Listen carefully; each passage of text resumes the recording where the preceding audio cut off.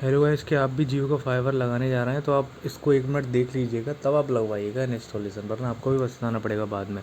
देखिए, जियो की जो बेसिक प्लान है वो 2 प्लान है, एक 10 MB का, एक 30 Mbps स्पीड का, ठीक है ना।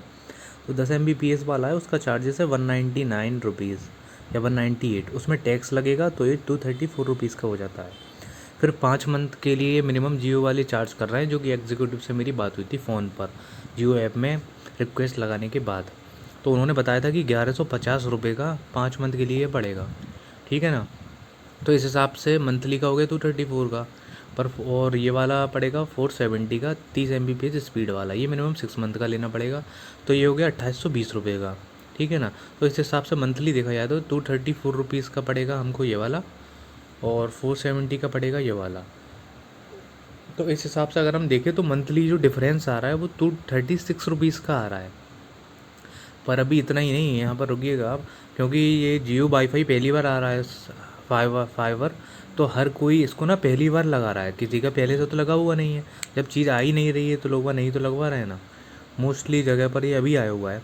तो देखिए, जो 10 Mbps वाला प्लान है ना, तो उसमें उन्होंने इंस्टॉलेशन 500 रुपये कर दिए हैं, और जो 470 वाला है यहाँ पर 0 रुपये है। तो यहीं पर पूरा गेम है समझने का।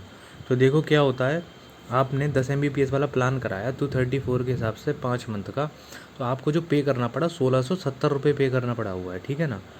तो इस हिसाब से देखा जाए तो 1 मंथ का जो पड़ रहा है 334 का पड़ रहा है, ना कि 234 का। ये जो 1 मंथ का आपको पड़ेगा 10 Mbps वाला, वो 334 रुपये का पड़ेगा, ठीक है ना। और उसी हिसाब से जो 30 Mbps वाला प्लान है, वो तो सीधा सीधा है ही, वो 470 रुपये का पड़ेगा। तो ये पूरी बात है। तो इसमें जो डिफरेंस है ना, 136 रुपये का डिफरेंस है ओनली। तो अगर आपके यहाँ 3 लोग भी हैं, यूज आप अच्छा खासा कर लेते हैं, यूट्यूब पे वीडियो वगैरह अपलोड करते हैं, या ज़्यादा ही नेट का खर्चा है, अगर आप लगा सकते हैं रुपए इतने खर्च कर सकते हैं, 136 रुपये ज़्यादा हर मंथ, तो आप 30 Mbps वाला लगाएं। मतलब अगर आपको डाउट है कि ये कराएं, आपका खर्च भी हो सकता है, तब भी आप 30 Mbps वाला कराएं।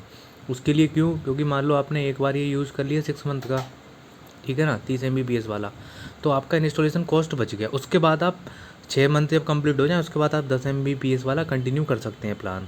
पर अगर आपने अभी 10 Mbps वाला प्लान कराया हुआ है, तो आपको इंस्टॉलेशन रुपये देने पड़े, और उसके बाद आपको लगा कि स्पीड मुझे कम लग रही है, आपने 30 Mbps वाला कराया, तो फिर आपको ये तो पे करना पड़ेगा। मतलब आपके इंस्टॉलेशन रुपीज़ बेकार चले जाएंगे, ठीक है ना। मतलब देखा जाए 1 साल के अंदर अगर आपने दोनों प्लान यूज़ कर लिए, पहले ये, तो आपको ये 500 रुपये देने पड़ेंगे।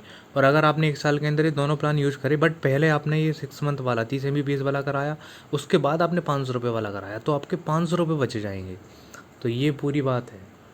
और जैसे अगर हम, इन्होंने 6-5 मंथ का कंफ्यूज करने के लिए कराया, अगर इसको देखा जाए डायरेक्ट, मान लो आपको 1 टाइम में ही फ़ीस देनी पड़ रही है जैसा मुझे बताया गया, तो अगर मान लो आपने 10 Mbps वाला कराते हो, तो 5 मंथ के लिए आपको 1670 रुपये देने पड़ेंगे। और अगर हम 30 Mbps वाले को भी यही समझ लेते हैं कि 5 मंथ का है, 6 की जगह अभी उसका मैंने 5 मंथ का रेट लगा लिया है, तो ये 2350 रुपये है, ठीक है ना। तो ये डिफरेंस है 5 मंथ का, अगर प्लान समझे 5 मंथ का ये है, 5 मंथ का ये है, तो 680 रुपये का टोटल डिफरेंस आ रहा है आपका 5 मंथ के लिए। अब आप अगर यूज कर सकते हैं ज़्यादा, वसूल कर सकते हैं 30 MB, तो आप ये देख लीजिएगा, वरना ये तो है ही फिर बेस्ट। टेलीफोन जो है लैंडलाइन, वो आपको दोनों में ही मिल रहा है जैसा बताया गया है। और सेटअप बॉक्स है वो ना इसमें मिलेगा ना इसमें मिलेगा, उसका एडिशनल चार्ज है 100 रुपये के आसपास, वो आप दोनों में ही लगवा सकते हैं, 100 रुपये समथिंग जाता है उसका, ठीक है। तो मैं यही बताना चाह रहा था। वैसे सेटअप बॉक्स इसमें लगाना सही नहीं रहेगा 10 Mbps वाले में। अगर आप सिंगल पर्सन हैं, एक ही फ़ोन यूज़ करते हैं, तब तो आप इसमें लगा सकते हैं 10 Mbps वाले में।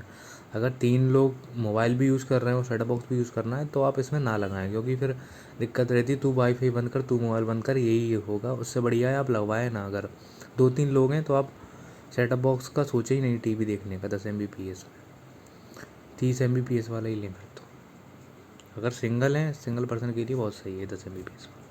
तो यही था वीडियो में, कैसा लगा आप कमेंट में बताइए, क्या कोई कन्फ्यूज़न है तो। Thank you.